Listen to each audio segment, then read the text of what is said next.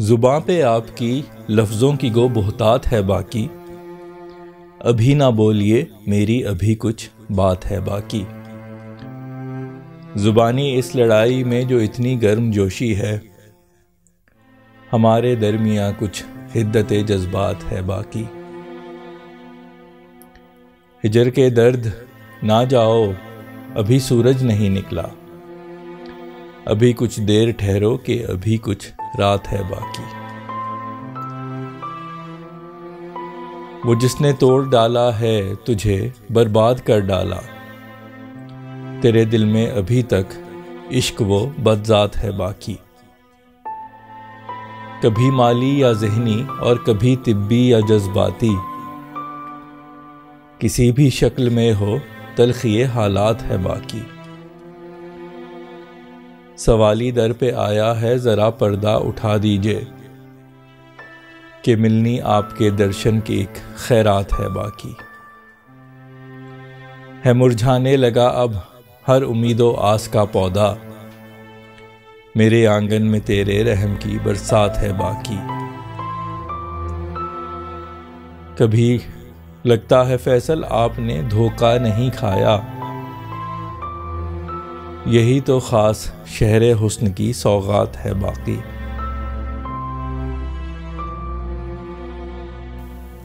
السلام علیکم، امید ہے آپ سب لوگ خیریت سے ہوں گے۔ امید ہے آپ کو غزل پسند آئی ہوگی۔ اب اشعار کا مفہوم، درپردہ سوچ اور پس منظر بیان کروں گا۔ غزل کا مطلع جو ہے وہ زبانی لڑائی سے متعلق ہے، کہ جب انسان کسی کے ساتھ لفظوں کی جنگ ہو رہی ہو تو اکثر جو ہے وہ آپ کے سامنے والا جو شخص ہے جس سے آپ کی بحث ہو رہی ہوتی ہے، وہ آپ کی بات کو کاٹ کے، اس کے پاس اتنا کچھ ہوتا ہے کہنے کے لیے کہ آپ کی بات کو کاٹ کے وہ اپنی بات کرنا چاہتا ہے۔ تو یہاں پہ میں نے اس کے متعلق لکھا ہے کہ اگرچہ آپ کی زبان پہ ابھی بہت سے الفاظ کی بہتات ہے، بہت زیادہ الفاظ ہیں، لیکن ابھی مجھے بولنے دیجیے، میری ابھی بات ختم نہیں۔ تو شعر اس طرح ہے کہ زباں پہ آپ کی لفظوں کی گو بہتات ہے باقی، زباں پہ آپ کی لفظوں کی گو بہتات ہے باقی، ابھی نہ بولیے میری ابھی کچھ بات ہے باقی، ابھی نہ بولیے میری ابھی کچھ بات ہے باقی۔ زباں پہ آپ کی لفظوں کی گو بہتات ہے باقی، ابھی نہ بولیے میری ابھی کچھ بات ہے باقی۔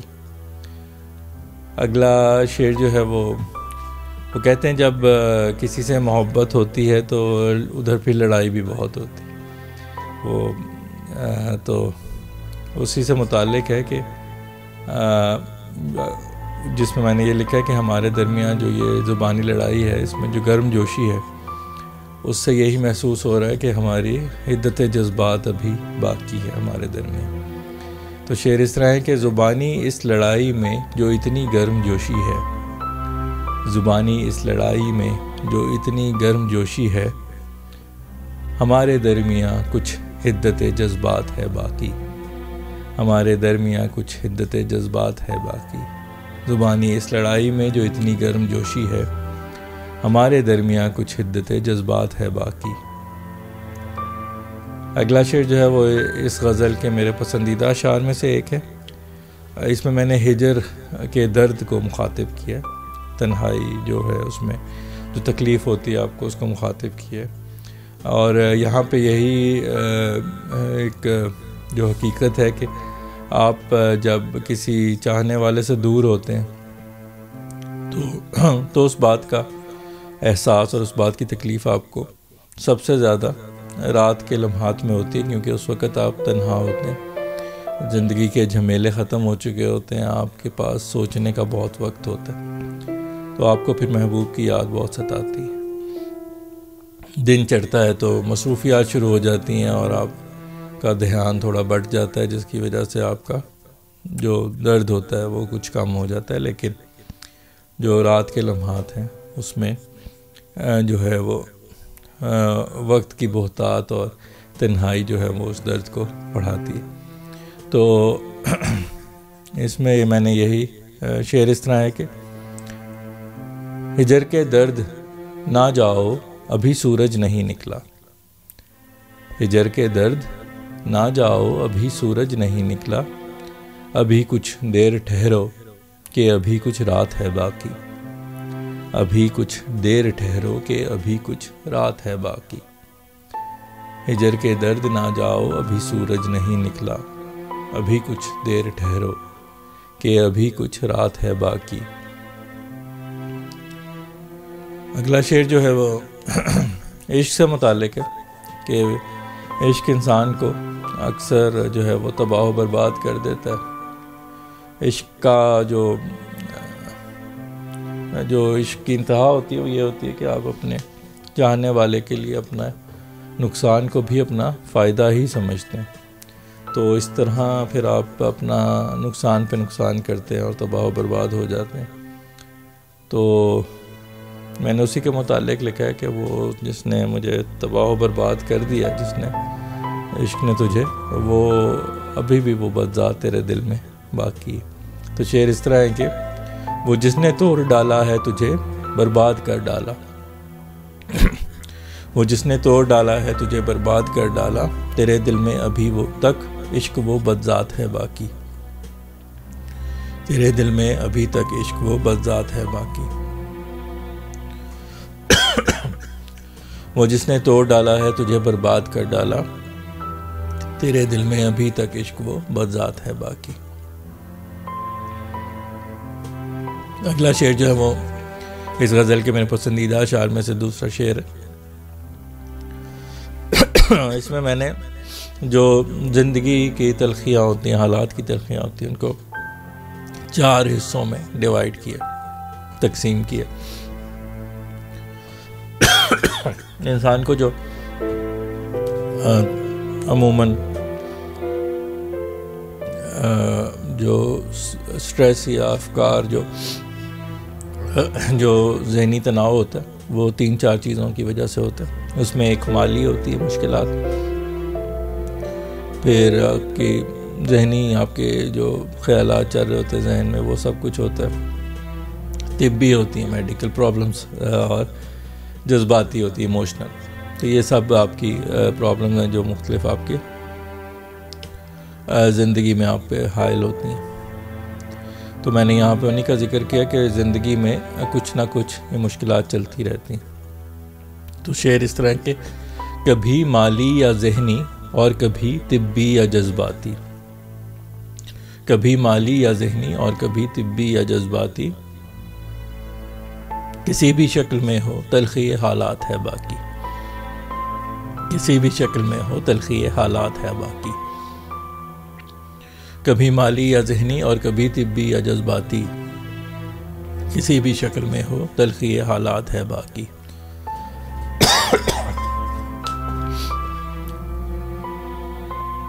اگلا شعر جو ہے وہ محبوب سے التجا ہے دیدار کے لیے کہ میں سوالی بن کے تیرے در پہ آؤں تو تیرے دیدار کی خیرات جو ابھی تک مجھے موصول نہیں ہوئی۔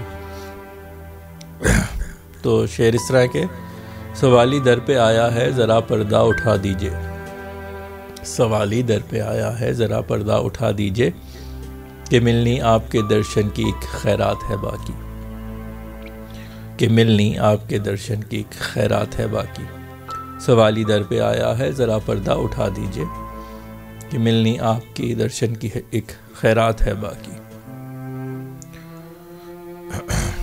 اگلا شعر جو ہے وہ یہ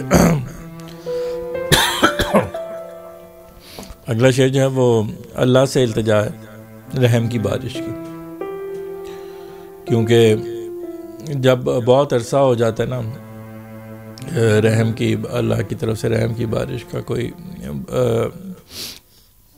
اللہ کے کرم جو ہوتے ہیں مختلف نعمتیں، ان میں اگر کچھ تعطل آ جائے تو انسان اکثر مایوس ہونا شروع ہو جاتا ہے۔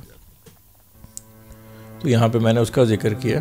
تو شعر اس طرح ہے، مرجھانے لگا اب ہر امید و آس کا پودا، ہے مرجھانے لگا اب ہر امید و آس کا پودا، میرے آنگن میں تیرے رحم کی برسات ہے باقی، میرے آنگن میں تیرے رحم کی برسات ہے باقی. ہے مرجھانے لگا اب ہر امید و آس کا پودا، میرے آنگن میں تیرے رحم کی برسات ہے باقی.